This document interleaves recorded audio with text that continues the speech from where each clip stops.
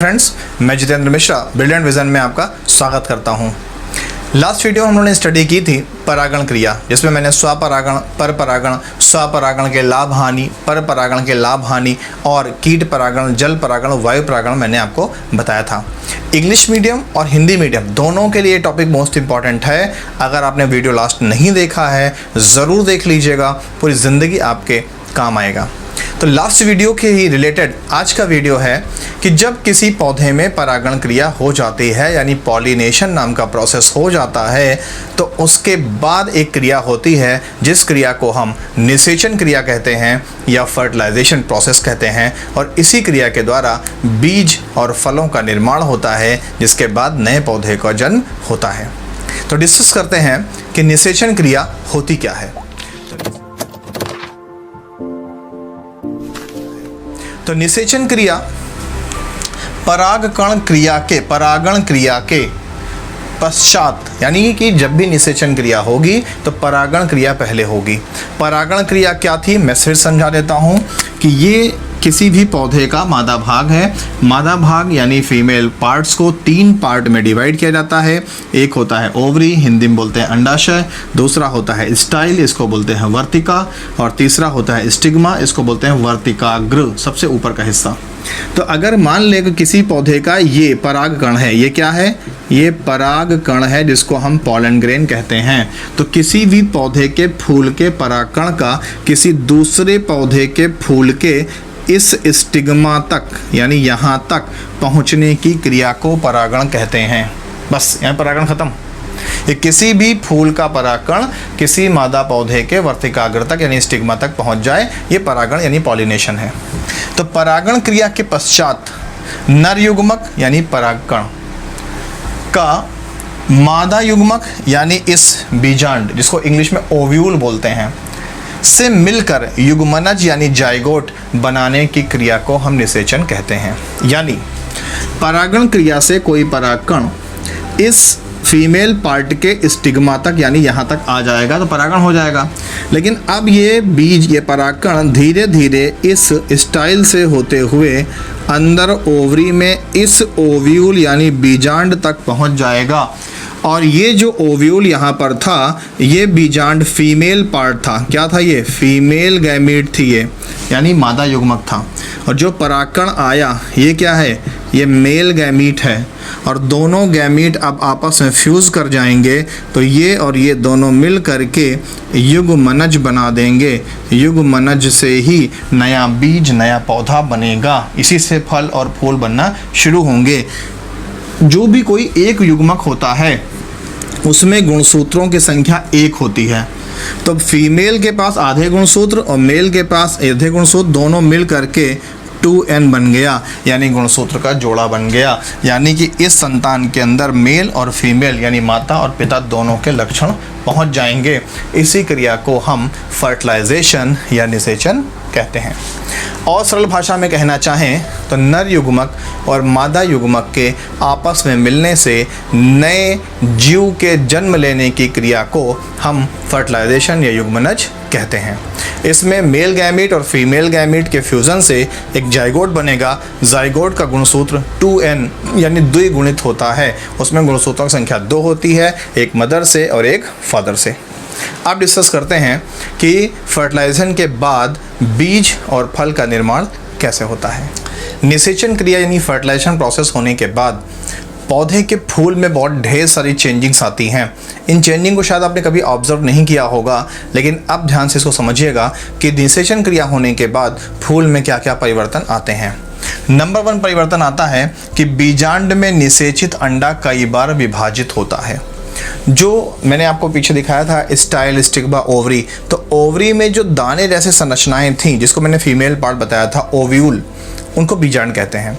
तो जब परागकण आकर के उस ओव्यूल से जुड़ जाता है, अंडे से जुड़ जाता है, तो उसमें कई बार समसूत्री विभाजन होता है। समसूत्री विभाजन में क्या होता है कि एक कोशिका से 2 कोशिका बनती है, 2 से 4, 4 से 8, 8 से 16, 16 से 32। इस तरह से उसकी संख्या और आकार बढ़ता जाता है और इस विभाजन के फलस्वरूप भ्रूण का निर्माण होता है। भ्रूण माने एम्ब्रियो। एम्ब्रियो ही किसी भी जीव, चाहे पौधा हो चाहे जानवर हो, उसका पहला स्वरूप है, जिसको आप जान कह सकते हो। तो किसी भी जीव के जिंदगी या जान का पहला स्वरूप एम्ब्रियो होता है। एम्ब्रियो से ही पौधा बन जाएगा, और अगर इंसान या जानवर का एम्ब्रियो है तो उससे नया इंसान या नया जानवर बन जाएगा। नंबर 2 क्या होता है कि बीजांड बीज में बदल जाता है। जो बीजांड था अब वो सीड में कन्वर्ट हो जाएगा, यानी बीज में परिवर्तित हो जाएगा। मोस्ट इंपॉर्टेंट पॉइंट है, बहुत पूछा जाता है कि निषेचन क्रिया के फलस्वरूप बीजांड से क्या बनता है और अंडाशय से क्या बनता है। तो बीजांड से बीज बनता है। नंबर नेक्स्ट, अंडाशय विकसित होकर फल बनाता है। पॉइंट नंबर 2 मोस्ट इंपॉर्टेंट, कि अंडाशय निषेचन के पश्चात फल बना देता है, और ये फल बीज को अपने अंदर रखकर सुरक्षित रखता है। जैसे आम के अंदर गुठली आपने देखी होगी, तो आम का जो गुठली है वो गुठली क्या है, बीज है। उस बीज के अंदर क्या है, एम्ब्रियो है, और इस बीज को कौन सुरक्षित रखता है, आम का फल यानी उसका गूदा। नेक्स्ट पॉइंट, जो बाह्य दल है, पुंकेसर है जो फूल में था, सारे पार्ट मैंने आपको बताए थे, स्टिग्मा है, स्टाइल है, ओवरी है, ये सब सूख कर गिर जाते हैं, और इन सब की जगह पर फल आ जाता है, और फल के अंदर बीज सुरक्षित रहते हैं। अब बीज का नाम कई बार आया है, तो हम बारीकी के साथ समझते हैं कि सीड्स क्या होते हैं, और सीड्स यानी बीज की खासियत क्या होती है। बीज यानी सीड, सीड पौधे का प्रजनन इकाई है, जिसको हम कह सकते हैं रिप्रोडक्टिव यूनिट है। यानी किसी भी बड़े से बड़े पौधे का जो जन्म होता है वो एक छोटे से बीज से होता है। बीज को अगर आप लोगों ने देखा होगा तो बीज के काफ़ी ढेर सारे गुण हैं। पहले हम बेसिक बातें कर लेते हैं कि बीज अगर आपने देखा हो, जैसे आपने चने का अगर देखा हो, तो मान लीजिए कि अगर हम चने के बीज की बात करें, जैसे मेरे पास एक चने का बीज मैं आपको दिखाता हूँ, कुछ बड़े आकार का।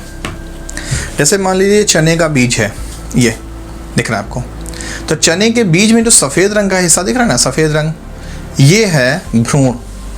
इसी से नया पौधा निकलने जा रहा है। और ये जो ब्राउन कलर का है, अगर इसको हम छील दें तो छीलने पर ये छिलका उतर जाएगा, और इस उतरे हुए छिलके को, ये छिलका आपको मेरे हाथ में दिख रहा होगा, इस उतरे हुए छिलके को हम सीड कोट या बीज पत्र कहते हैं, यानी बीज के ऊपर का कवर। ये बीज को सुरक्षा देता है। कुछ पौधों में कठोर होता है, कुछ में सॉफ्ट होता है। कोकोनट यानी नारियल में ये कठोर होता है। और इसको छीलने के बाद जो बीज हमें इस ढंग का मिल रहा है, इस पूरे बीज को हम भ्रूणपोष या इंडोस्पर्म कहते हैं। और इन दोनों, अगर हम इस बीज को आपस में खोल लें तो ये 2 टुकड़े में खुल जाएगा। एक टुकड़ा आपको ये दिख रहा होगा, ऐसे एक दूसरा टुकड़ा भी होगा इस तरह का। तो इन दोनों टुकड़ों को मैंने क्या कहा, दोनों टुकड़ों कंबाइंड क्या कहा था जब आपस में जुड़े हुए थे, भ्रूणपोष यानी इंडोस्पर्म। और जब हमने खोल के अलग अलग कर दिया तो इसको हम कॉटिलिडन कहते हैं, हिंदी में बीज पत्र कहते हैं। और इसी कॉटिलिडन, ध्यान दीजिए, मान लो ये चने का एक पूरा बीज है, और जहाँ से पौधा निकल रहा है ये हिस्सा क्या है, एम्ब्रियो यानी भ्रूण है। और जब हमने इसको खोल दिया तो चने का बीज ऐसे 2 भागों में खुल जाएगा, और हर एक भाग को हम कॉटिलिडन या बीजपत्र कहेंगे। और इसी बीजपत्र के आधार पर पौधे 2 तरह के होते हैं, एक डाइकॉट जिनमें 2 बीजपत्र हों, एक मोनोकॉट जिनमें 1 बीजपत्र हो। क्लियर? तो फिलहाल यहाँ पर हम आपको मोनोकॉट डाइकॉट नहीं पढ़ा रहे हैं, मैंने आपको बीज समझा दिया कि बीज के सबसे बाहर क्या होता है, बीज का सीड कोट होता है, जिसको बीज का कवर कहते हैं। ये क्या करता है, बीज को सुरक्षा देता है। कवर हटाने के बाद जो मिलता है वो क्या है, वो भ्रूण पोष है, जिसको हम इंडोस्पर्म कहते हैं। ये भ्रूण को पोषण देता है। जब भ्रूण पोष को हम खोल देते हैं तो ऐसे 2 हिस्से मिल जाते हैं, हर एक हिस्सा कॉटिलिडन यानी बीज पत्र कहलाता है। क्लियर? अब हम समझते हैं बीज। बीज पौधे की प्रजनन इकाई है। टेट, सीटेट, सुपर टेट के लिए मोस्ट इंपॉर्टेंट है। नंबर 2, इससे नया पौधा बनता है, ये बात हर किसी को मालूम है। नंबर 3, बीज का पत्तियों के रूप में विकसित होने वाला भाग प्रांकुर या प्लेम्यूल कहलाता है। मोस्ट इंपॉर्टेंट पॉइंट है, ये किसी बीज के किस भाग से पत्तियां निकलती हैं। तो किसी भी बीज के जिस भी भाग से पत्तियां निकलती हैं उसी को हम प्रांकुर या प्लेम्यूल कहते हैं। और किसी भी बीज में सबसे पहले यही भाग बनता है। और बीज के रेडिकल यानी मूलांकुर से जड़ निकलता है। तो बीज के जिस भाग से जड़ निकलता है उसको हम रेडिकल या मूलांकुर कहते हैं। याद रखिएगा, पत्ती कहाँ से निकलेगी? प्लेम्यूल से, जिसको प्रांकुर कहते हैं। और जड़ कहाँ से निकलेगा? मूलांकुर से, जिसको हम रेडिकल कहते हैं। नेक्स्ट, शिशु पौधे को भ्रूण पोष से पोषण मिलता है। मैंने भी समझाया था कि चने के बीज के ऊपर के छिलके को हटाने के बाद जितना भी हिस्सा मिलता है वो भ्रूण पोष है, और वही उसके अंदर उपस्थित एम्ब्रियो यानी भ्रूण को, जिसको आप अंकुरित बोलते हो, अंकुरण निकल आना, को पोषण देता है। नेक्स्ट है, भ्रूण पोष के प्रत्येक भाग को बीजपत्र या कोटिलिडन कहते हैं। अभी मैंने आपको चना खोल दिखाया था कि चना खुलने के बाद जो 2 टुकड़े बने थे उसी को हम बीजपत्र या कोटिलिडन कहते हैं। नेक्स्ट है कि बीज का बाह्य आवरण, जो मैंने छिलका उतारा था ब्राउन कलर का, वो बीज कवर या सीड कोट कहलाता है, और ये सीड को सुरक्षा प्रदान करता है। जो सीड होता है, याद रखिए, कोई आपसे पूछ सकता है कंफ्यूज करने के लिए कि बीज सजीव है या निर्जीव है, बीज मृत है या जीवित है। तो हमेशा याद रखिएगा कि बीज जीवित होता है। फर्क ये है कि वो सुप्त अवस्था में है, सोई हुई अवस्था में है, जिसको हम हाइबरनेशन प्रोसेस कहते हैं। एग्जाम्पल समझिएगा, आपके किचन में डब्बे में चना रखा हुआ है, गेहूं रखा हुआ है, और कई महीनों से रखा हुआ है, इवन कई सालों से रखा होता है, लेकिन वो पौधा नहीं बनता। लेकिन अगर उसी बीज को डब्बे से निकाल करके हम सही तापमान, सही आर्द्रता, पानी, हवा, धूप दे दें तो वही बीज जाग जाएगा और जाग करके नए पौधे को बना देगा। तो याद रखिएगा, बीज हमेशा सुप्त अवस्था में होता है, डॉर्मेंसी कंडीशन में होता है या हाइबरनेट कंडीशन कहलाता है, लेकिन कभी भी मृत अवस्था में नहीं होता। इसको आप प्रैक्टिकली करके देख सकते हैं। अब हम स्टडी करते हैं कि बीजों का अंकुरण कैसे होता है। तो अभी हमने समझा कि बीजों का निर्माण कैसे होता है। अब समझते हैं कि वो सोए हुए बीज नए पौधे को जन्म कैसे देते हैं, स्टेप बाय स्टेप। तो नंबर 1, बीज सुप्तावस्था में होता है। मैंने अभी आपको बताया था कि किचन में बीज हमारे रखे होते हैं अनाज के रूप में। हम समझते हैं कि वो जीवित नहीं है, मगर उनको अगर सही तापमान, पानी, हवा, वायु, ज़मीन मिल जाए तो नए पौधे विकसित कर देंगे। यानी बीज सुप्तावस्था में होता है। जब बीज को हवा, पानी, मिट्टी मिलता है तो वो पौधा बनाना शुरू कर देता है। इस क्रिया में सबसे पहले बीज पानी को सोखता है। चना आपने भिगोया होगा, मूंगफली आपने भिगोई होगी, तो पानी को सोख कर मोटे हो जाते हैं, और जब वो सोख कर मोटे हो जाते हैं तो उससे उनका जो सीड कोट है, बीज का आवरण जो है, वो फट जाता है। और बीज के आवरण फटने से 2 पार्ट्स निकलते हैं। एक निकलता है प्रांकुर, जिसको प्लेम्यूल कहते हैं, दूसरा मूलांकुर, जिसको रेडिकल कहते हैं। इनका विकास होना शुरू हो जाता है। मैंने आपको बताया था कि प्रांकुर से पत्तियां बनती हैं जो ऊपर की ओर विकसित होती हैं, और मूलांकुर से जड़ बनते हैं जो नीचे की ओर विकसित करना शुरू कर देते हैं। इस तरह से प्रांकुर से पत्तियां बन जाती हैं, पत्तियां विकसित होती हैं, प्रकाश संश्लेषण क्रिया करती हैं, और पौधे को अपना पोषण मिलना शुरू हो जाता है। और मूलांकुर जड़ बन करके ज़मीन से खनिज, लवण और पानी का अवशोषण करता है। इस तरह से एक स्वतंत्र पौधा विकसित हो जाता है। एक टर्मिनोलॉजी और आती है कि बीजों का प्रकीर्णन क्या है, डिस्पर्सन ऑफ सीड किसे कहते हैं। तो बहुत सरल मैं आपको समझा देता हूँ कि बने हुए बीजों का जल, वायु, जंतु या किसी भी माध्यम के द्वारा एक स्थान से दूसरे स्थान तक पहुँचना ही बीजों का प्रकीर्णन कहलाता है, यानी डिस्पर्सन ऑफ सीड कहलाता है।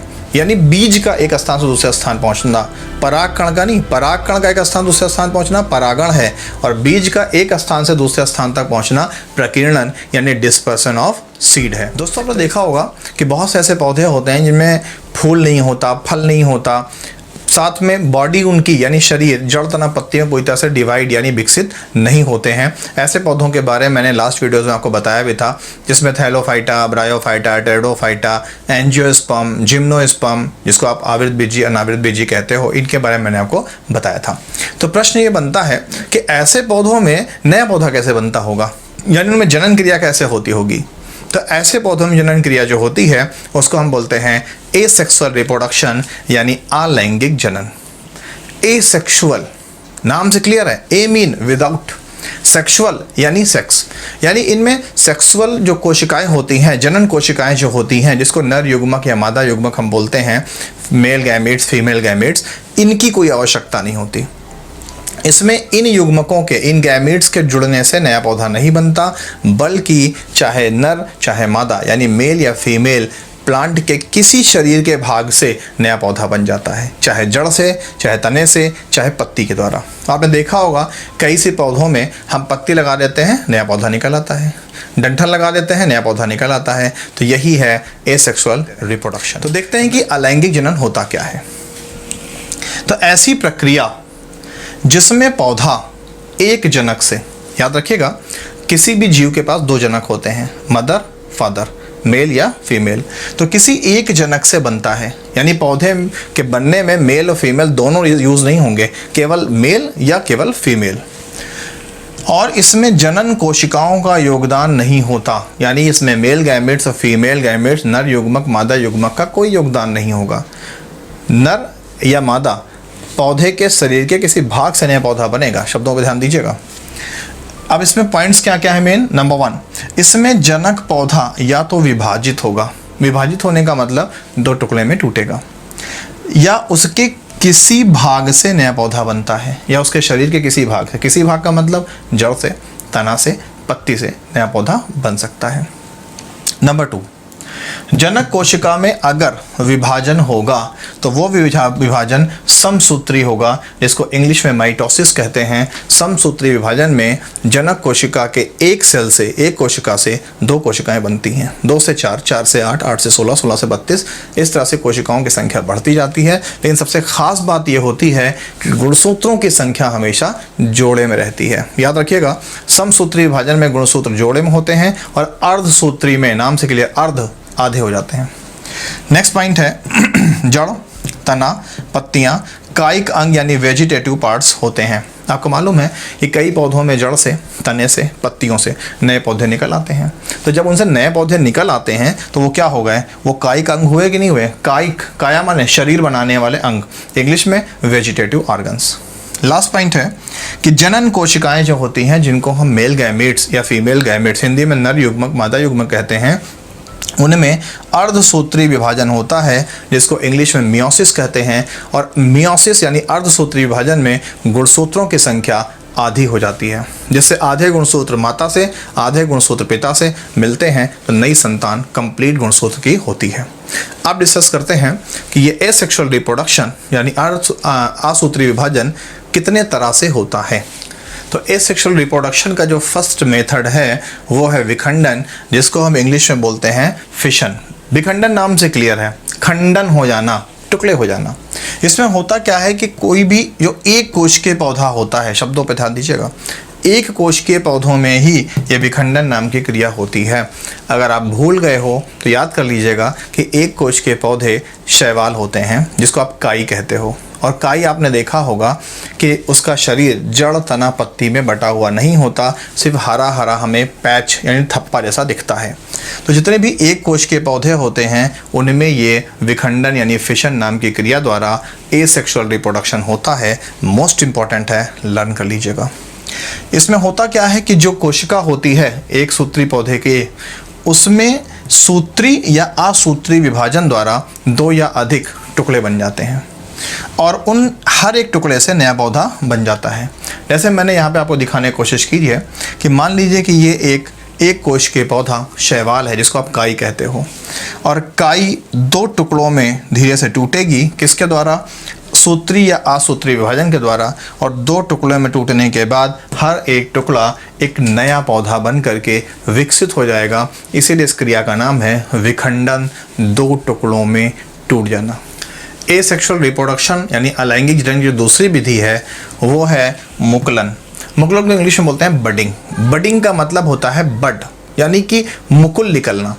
इसमें क्या होता है कि कुछ पौधों में, जैसे हाइड्रा है, ईस्ट है जिसको आप खमीर बोलते हो, ऐसे पौधों में बॉडी के पास एक मुकुल निकल आता है। जैसे मान लो कि ये मेन पौधा है और ये जो छोटा सा उभार आपको दिख रहा है इसको हम बड यानी मुकुल कहते हैं। और फिर ये मुकुल इस पौधे से अलग हो जाएगा और एक नया पौधा बन गया मुकुल से, और ये आपका पुराना पौधा है। इस तरह की प्रोसेस को हम बडिंग या मुकुलन कहते हैं। ऐसी क्रिया आपको हाइड्रा में देखने को मिलती है और ईस्ट में देखने को मिलती है, जिसे आप खमीर कहते हो, जिसे हम जलेबी, इमरती, भटूरे बना करके खाते हैं। याद रखिए, खमीर पौधा है, ना कि बैक्टीरिया या कोई जानवर। एसेक्सुअल रिप्रोडक्शन का जो तीसरा प्रोसेस है वो है खंडन यानी फ्रेगमेंटेशन।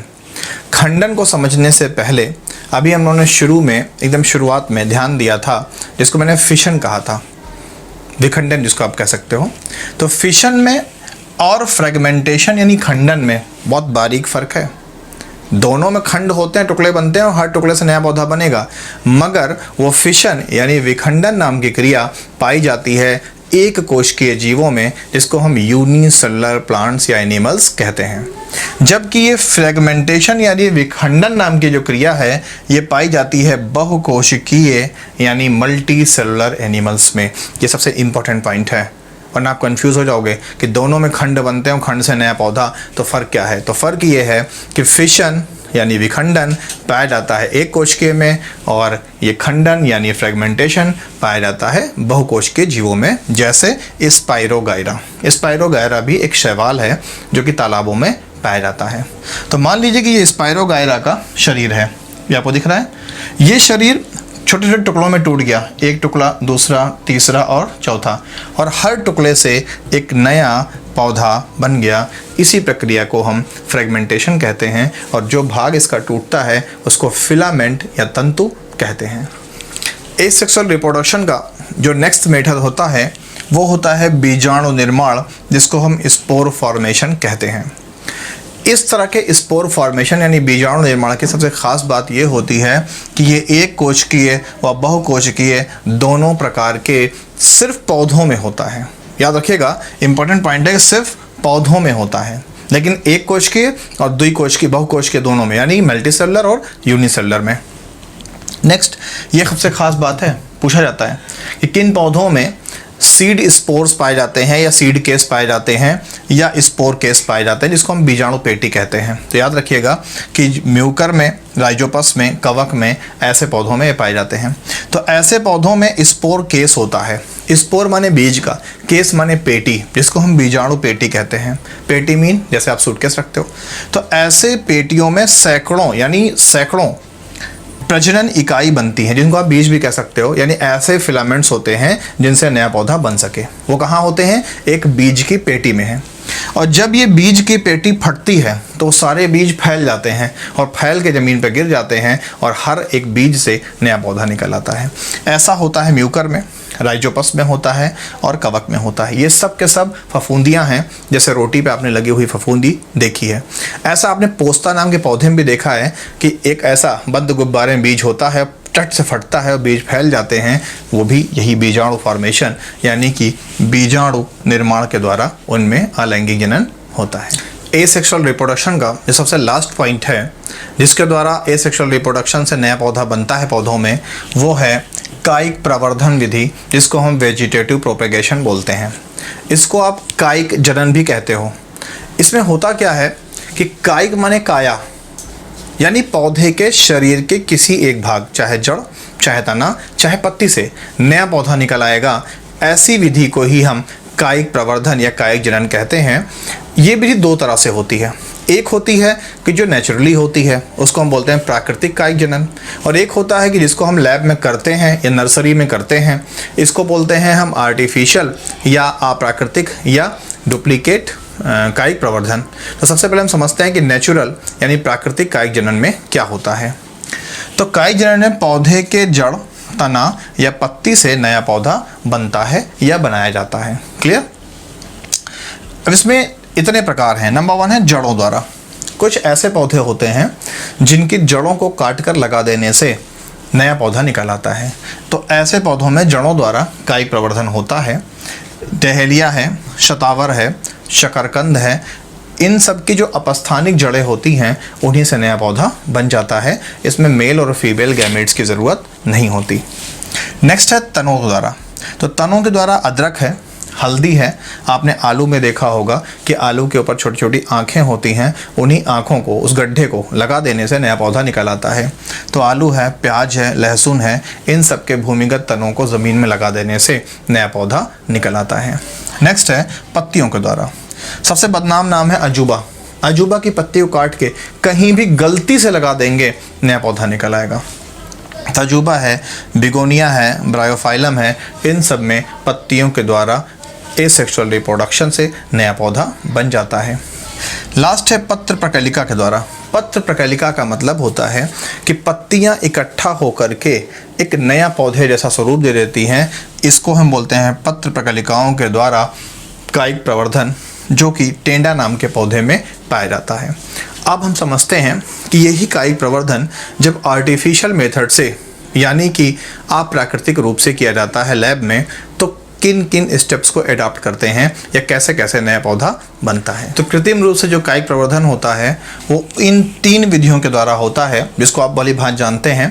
पहला है कलम लगाना, जिसको हम कटिंग्स कहते हैं। कलम का मतलब होता है कि किसी भी पौधे के तने के उन भागों को काट काट के लगा देना जिन भागों पर पहले से कल्ले यानी कोपले निकली हुई हैं, तो उनको टुकड़े टुकड़े करके ज़मीन में गाड़ देना, और जब उनको सही ढंग से हवा, पानी और मिट्टी मिलेगी तो नया पौधा निकल आएगा। ऐसा आपने गुलाब में और गुड़हल में बहुत किया है, और ऐसा गुलाब में, अंगूर में, बोगनवेलिया में, गन्ना में किया जाता है। गन्ने की भी खेती ऐसे ही होती है। दूसरा तरीका है लेयरिंग। लेयरिंग का मतलब होता है परत चढ़ा देना। इसमें करते क्या है कि पौधे को ऐसे ज़मीन में दबा देते हैं कि उसका अंतिम सिरा और पहला सिरा ज़मीन से बाहर निकला हो और बाकी बॉडी ज़मीन के अंदर दबी हुई हो। इस तरह से ध्यान दीजिए, पहला सिरा अंदर बाहर, तो बॉडी तो ज़मीन के अंदर दबी हुई है जहाँ से जड़ बन रही है, और बाकी अंतिम सिरा, पहला सिरा बाहर निकला हुआ है। इसीलिए इसका नाम है लेयरिंग, परत चढ़ा देना। ऐसा होता है चमेली में और रसभरी में। तीसरा तरीका है ग्राफ्टिंग। ग्राफ्टिंग का मतलब होता है कि 2 पौधों के तने और जड़ को काट करके आपस में जोड़ करके एक नया पौधा बनाना। जैसे आपने आम में कलमी आम सुना होगा, तो कलमी आम मीन वो कलम यानी ग्राफ्टिंग करके बनाया गया है। उसमें होता क्या है कि जड़ किसी और पौधे का होगा और तना किसी और पौधे का होगा।